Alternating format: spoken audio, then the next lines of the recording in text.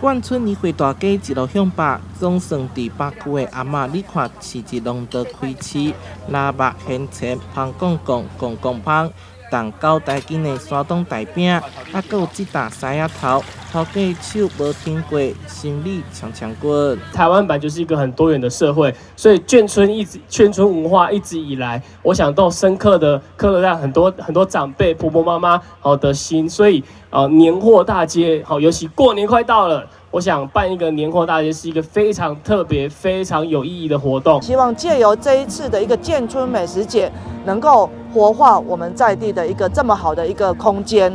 那最主要呢，我们也让我们的眷村的一些老伯伯，或者是我们的新一代的我们的眷村的子弟，能够去了解他们自己早期的一个在地的一个眷村文化。活动时间为1月9号到13号，连续5天。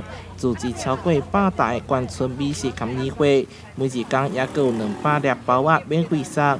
文化局更请来新台文学书生，写越南语甲台语字的村仔现场发送，也搁带日本学生来体验过年的气氛。小素食，到日本嘛，小可相像的，毋过无共。我是感觉即个无共的文化足赞。因为每一个所在，每一个语言，每一个人拢无共款。台湾有多元的文化，其中眷村年会大街有哪时代内的年节庆事，更是传承眷村文化重要平台。